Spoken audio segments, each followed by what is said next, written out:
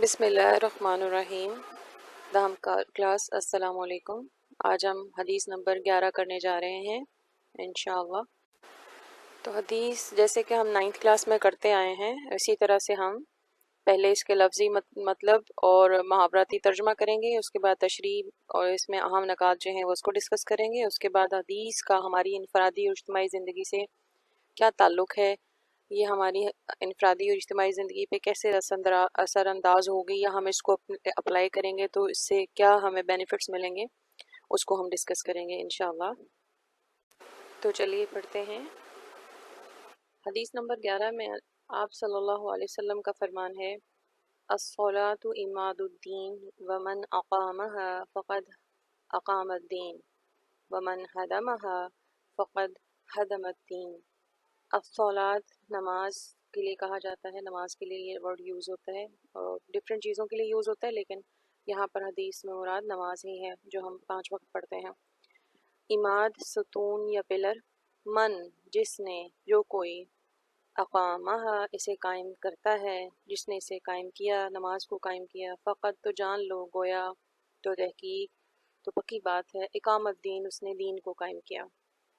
ومن اور جس نے، ہدمہ ڈھایا، گرایا، ڈیمولش کیا، ہدم الدین دین کو ختم کیا، دین کو گرایا۔ گویا کہ اس کا ترجمہ یہ ہوا، نماز دین کا ستون ہے، جس نے اسے قائم کیا، گویا اس نے دین کو قائم کیا، جس نے اسے ڈھا دیا، اسے گرا دیا، گویا اس نے دین کو گرا دیا۔ تو گویا آپ صلی اللہ علیہ وسلم اس حدیث میں نماز کے بارے میں ہمیں بتا رہے ہیں۔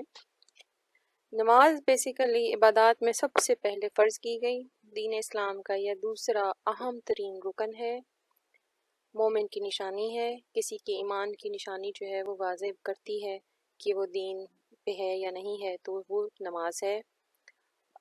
آپ صلی اللہ علیہ وسلم جب معراج پر گئے تو اللہ تعالیٰ نے آپ کو، آپ کی امت کو یہ تحفہ دیا، اور اس کے ساتھ اللہ تعالیٰ، اگر قرآن کی اس میں اہمیت دیکھتے ہیں تو قرآن نماز کے بارے میں کہتا ہے، سب سے پہلے بتاتا ہے پہلے رکوع میں، سورہ بقرہ کے پہلے رکوع میں پہلی جو آیات ہیں اس میں اللہ تعالیٰ اپنی کتاب کی سچائی کے بعد، حقانیت کے بعد مومنوں کی جو نشانی بتاتا ہے، اس میں اللہ تعالیٰ فرماتا ہے، اعوذ باللہ من الشیطان الرجیم، بسم اللہ الرحمن الرحیم، ھدی للمتقین الذین یؤمنون بالغیب ویقیمون الصلاۃ ومما رزقناہم ینفقون۔ یہ قرآن جو اتارا گیا ہے، یہ ان لوگوں کے لیے جو اللہ پہ بن دیکھے ایمان لاتے ہیں، اور پھر اس کی پہلی جو نشانی ہے وہ کیا کرتے ہیں، نماز قائم کرتے ہیں، اور جو اللہ تعالیٰ نے ان کو رزق دیا ہے اس میں وہ خرچ کرتے ہیں، یہ ان کی نشانی ہے۔ اس کے علاوہ اور بہت ساری نشانیاں، لیکن پہلی نشانی میں اللہ تعالیٰ نے قرآن کے شروع میں ہی بتا دیا کہ پرہیزگار وہ ہیں جو کہ نماز ادا کرتے ہیں۔ پھر اس کے بعد اللہ تعالیٰ آگے چلتے ہیں تو اس قرآن میں جس عبادت کا بار بار ذکر کیا گیا ہے وہ نماز ہی ہے، تو اللہ تعالیٰ کا حکم ہے، اللہ تعالیٰ قرآن میں فرماتا ہے، بار بار قرآن نماز قائم کرنے کا حکم دیتا ہے، اور اللہ تعالیٰ فرماتا ہے، ہاں اقیموا الصلاۃ وآتوا الزکاۃ وارکعوا مع الراکعین، نماز قائم کرو، زکوٰۃ دو، اور رکوع کرنے والوں کے ساتھ رکوع کرو۔ پھر نماز جو ہے، اگر قرآن میں اس کی اہمیت ہم دیکھتے ہیں تو اس کا جو پہلا ہمیں یہاں پہ سورہ نساء میں جو بینیفٹ ملتا ہے وہ کون سا ہے، ان الصلاۃ تنہی عن الفحشاء والمنکر، بے شک نماز بے حیائی اور بری باتوں سے روکتی ہے۔ یہ اس کا جو قرآن جو اس کی فضائل میں پہلی بات بتاتا ہے وہ یہ ہے۔ اس کے بعد اللہ تعالیٰ جو ہے، اللہ تعالیٰ کا یہ محبوب عمل ہے، اور یہ ہمیں حدیث سے پتہ چلتا ہے۔ اگر ہم حدیث کھولتے ہیں تو حدیث کی جو اہمیت، حدیث میں جو نماز کی اہمیت ہے وہ ہمیں پتہ چلتا ہے کہ آپ صلی اللہ علیہ وسلم نے فرمایا، نماز میری آنکھوں کی ٹھنڈک ہے۔ پھر آپ نے فرمایا، صحیح بخاری میں ہے حدیث، صحیح حدیث دیکھیے، مفہوم ہے اس کا، عبداللہ بن مسعود رضی اللہ تعالیٰ عنہ کہتے ہیں کہ میں نے رسول صلی اللہ علیہ وسلم سے سوال کیا، کیا اعمال میں اللہ تعالیٰ کے نزدیک سب سے پیارا اور سب سے محبوب عمل کون سا ہے، کیا ہے؟ آپ نے فرمایا، وقت کے اندر، یعنی وقت کے میں نماز ادا کرنا، پھر میں نے عرض کیا پھر کیا؟ فرمایا ماں باپ کے ساتھ نیکی کرنا، پھر میں نے عرض کیا پھر کیا؟ فرمایا خدا کی راہ میں جہاد کرنا۔ تو اس سے آپ کو سمجھ میں آ گیا ہوگا کہ نماز جو ہے وہ ان ٹائم وقت کی پابندی کے ساتھ اس کے وقت میں ادا کرنا اللہ تعالیٰ کا محبوب ترین عمل ہے۔ اس کے بعد جیسے کہ اس حدیث میں آپ نے دیکھا کہ نماز جو ہے وہ دین کا ستون ہے، دین کا پلر ہے۔ دین گویا ایک عمارت ہے، اور اس عمارت کے جو پلرز ہیں، 5 پلرز ہیں، ان میں ایک جو پلر ہے وہ نماز بھی ہے۔ اور اگر آپ کسی عمارت کو ٹوٹتا پھوٹتا دیکھیں تو اس میں پتہ چلے گا کہ یقیناً اس کا کوئی نہ کوئی حصہ، کوئی ستون گر گیا ہے جس کی وجہ سے وہ عمارت ڈھہ رہی ہے۔ اس کے بعد نماز جو ہے وہ اللہ تعالیٰ کی قرب کا ذریعہ ہے۔ آپ صلی اللہ علیہ وسلم نے فرمایا جب تم میں سے کوئی نماز پڑھتا ہے تو گویا وہ اپنے رب سے چپ کے باتیں کرتا ہے، ٹھیک ہے؟ تو اس کے بعد اگر آپ دیکھتے ہیں کہ حساب کتاب جب ہمارا ہوگا تو سب سے پہلے جس چیز کا حساب کیا جائے گا وہ نماز ہے، ٹھیک ہے؟ قیامت کے روز آپ صلی اللہ علیہ وسلم نے فرمایا قیامت کے روز سب سے پہلے نماز کا حساب لیا جائے گا۔ تو یہاں تک آپ کو سمجھ میں آ گیا۔ اس کے بعد ایمان کی علامت ہے۔ اللہ کے رسول نے فرمایا کہ ہر چیز کی کوئی نہ کوئی علامت ہوتی ہے، اور ایمان کی علامت نماز ہے۔ وہ جیسے میں نے شروع میں آپ کو بتایا کہ مومن کی نشانی ایمان ہے۔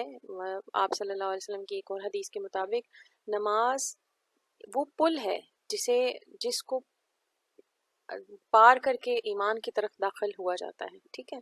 یہ بیسیکلی جو کافر اور مسلمان میں جو فرق ہے وہ ایک نماز کا ہی ہے۔ باقی سب چیزیں تو ہمیں نظر نہیں آتی۔ حج تو سال بعد آئے گا، اس کے اوپر فرض ہوگا، اس کے پاس اتنے پیسے ہوں گے تو وہ ادا کر سکے گا۔ رمضان سال بعد آئے گا، روزہ اس نے رکھا ہے نہیں رکھا آپ کو نہیں پتا، وہ اللہ اور اس کا معاملہ ہے۔ اس کے علاوہ زکوٰۃ، چیریٹی ہر مذہب میں ہے، کون کسی کی مدد کس طرح سے کر رہا ہے ہم نہیں جانتے، لیکن نماز ایک ایسا عمل ہے جو وہ اس کی ایمان کی اس کو دکھاتا ہے کہ وہ کتنا، اور اس کے لیے بھی ضروری ہے کہ وہ اپنے وقت پہ ادا کرے۔ اب نماز قائم کرنا کیا ہے؟ دیکھیں عام طور پہ ہم لفظ پڑھتے ہیں نماز پڑھنا، لیکن نماز پڑھنا نہیں ہوتا بلکہ نماز قائم کرنا ہوتا ہے۔ جیسے ستون کو قائم کیا جاتا ہے ویسے ہی نماز کو قائم کیا جاتا ہے۔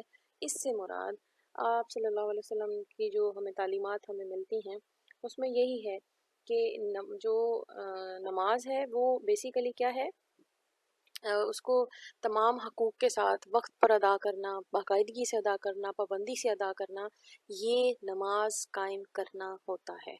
یعنی بیسیکلی اگر نماز قائم کرنے کا جو یہاں پہ دیا گیا ہے اس حدیث میں حکم، اس کا مطلب یہ ہے کہ ایسے پڑھ دینا لاپرواہی سے اور بے قاعدگی سے پڑھ دینا ہی یہ نہیں ہے، بلکہ اس کا اصل جو اس سے مراد ہے وہ یہ ہے کہ اس کے حقوق کے ساتھ اس کی وقت کی پابندی، باقاعدگی اور پابندی کے ساتھ اس کو ادا کیا جائے تو یہ نماز قائم کرنا ہے۔ پھر ہم اس کے بعد دیکھتے ہیں کہ نماز ہماری عملی زندگی میں ہمیں کس طرح سے فائدہ دیتی ہے۔ تو سیدھی سی بات ہے، آپ صلی اللہ علیہ وسلم نے فرمایا کہ نماز مومن کی معراج ہے۔ آپ صلی اللہ علیہ وسلم معراج کے لیے گئے تھے تو آپ کو جبریل علیہ السلام لے کر گئے، اور پھر آسمانوں پر آپ نے سیر کی اور سارا کچھ دیکھ کر واپس آئے۔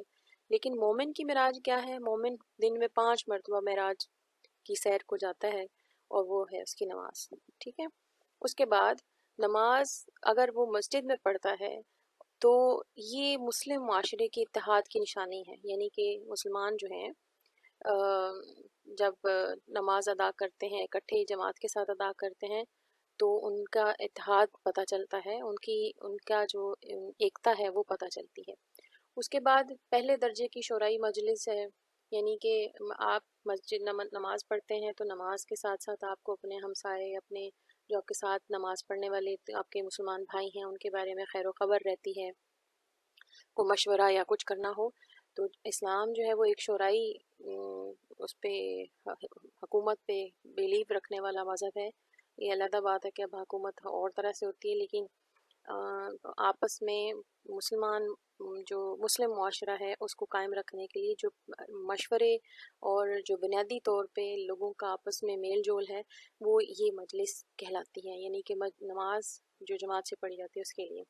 اس کے بعد انہدام دین، یعنی کہ دین کا گرا دینا۔ تارک نماز جو ہے وہ بیسیکلی اپنا اس کا جو ایمان کا دعویٰ ہے وہ جھوٹا ہوتا ہے۔ جو شخص نماز میں غفلت کرتا ہے، اسے چھوڑ دیتا ہے، آہستہ آہستہ دین کی باقی چیزوں کو بھی چھوڑ دیتا ہے، ٹھیک ہے، کیونکہ نماز ہی ایسی چیز ہے جو اس کو دین کے ساتھ اسے باندھی رکھتی ہے، تو وہ صرف نام کا ہی مسلمان رہ جاتا ہے، جس کے بارے میں آپ صلی اللہ علیہ وسلم اللہ تعالیٰ قرآن میں فرماتا ہے کہ جنتی لوگ جب اہل دوزخ سے پوچھیں گے، یعنی جو جہنم میں جھانک کر دیکھیں گے تو ان سے پوچھیں گے بھی ما سلککم، یہ تمہیں جنت دوزخ میں کیا چیز لے کر آئی، تو وہ کہیں گے کہ ہم نماز پڑھنے والوں میں نہ تھے اور نہ ہم بھوکوں کو کھانا کھلاتے تھے، ٹھیک ہے۔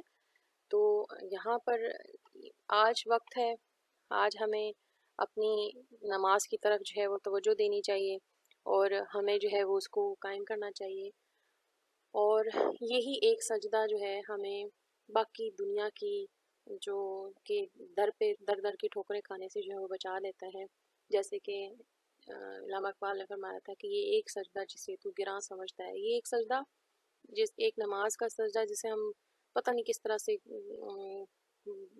برانی کے ساتھ گرانی کے ساتھ پڑھتے ہیں، یہ اس طرح سے نہیں ہے۔ اگر یہ ایک سجدہ صحیح طرح سے کر لیا جائے تو یہ ہمیں ہزار سجدوں سے جو ہم در در کی ٹھوکریں اور در در کی جو ہے وہ کھائیں تو اس سے بہتر ہے۔ تو علامہ اقبال کیا فرماتے ہیں، یہ ایک سجدہ جسے تو گراں سمجھتا ہے، ہزار سجدوں سے دیتا ہے آدمی کو نجات، ٹھیک ہے۔ تو میرے خیال میں آپ کو اچھے سے سمجھ میں آ گیا ہوگا کہ آپ نے اس کو کیسے کرنا ہے۔ جی، آپ نے الفاظ معنی پہلے یاد کرنے ہیں، اس کے ساتھ اس کا ترجمہ زبانی یاد کرنا ہے، پھر تمام نکات کو شامل کرتے ہوئے تشریح کر کے آپ نے اسے اچھے طریقے سے یاد کرنا ہے، اور وہ تمام چیزیں جو میں نے آپ کو بتائی ہیں وہ اس میں آپ شامل کر سکتے ہیں۔ تو آج کا سبق ختم ہوا یہیں پہ۔ سبحانک اللہم و بحمدک اشہد ان لا الہ الا انت استغفرک و اتوب الیک۔ السلام علیکم۔